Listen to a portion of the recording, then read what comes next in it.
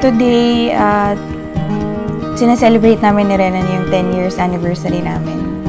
And we chose the same date to get married, to seal the deal. So, pang 10 years anniversary namin today, which is also the day ng kasal namin.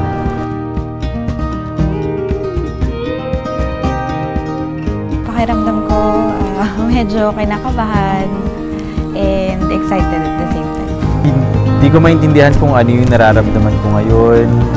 I don't know if I'm excited or ewan ko, mixed emotion. Hindi ko alam kung paano.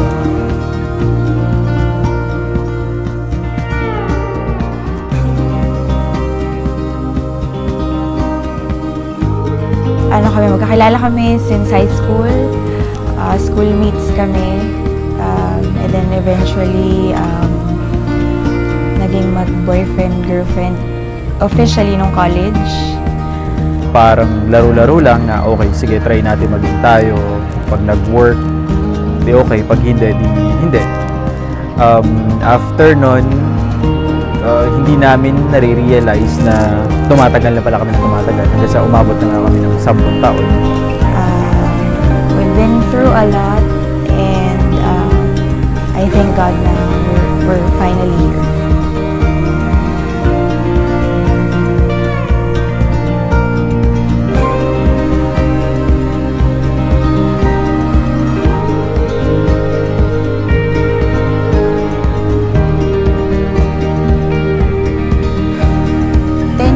Not easy to achieve. Maraming struggles. Siyempre, maraming naging problema, maraming challenges na nangyari. Well, I don't think I would change anything kasi those problems made us stronger. To my soon-to-be ex-boyfriend and my husband for life, I'm very thankful that you stayed with me all throughout.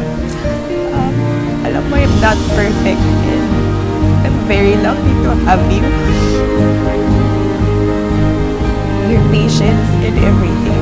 Jamera Vanessa, bukalbasing loob ang iyong pagparito upang makisang didib si Renan na iyong pakamamahalin at paglilingkuran habang buhay. Opo ba?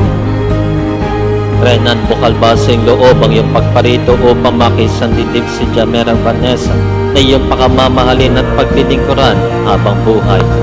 Opo, Father.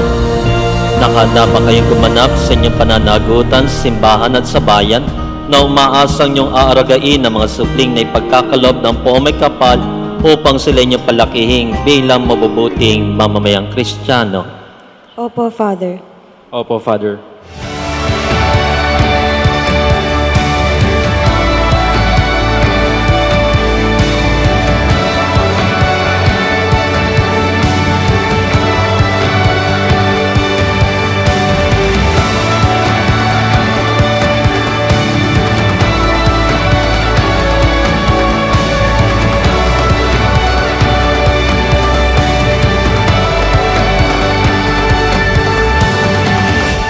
Okay, love you.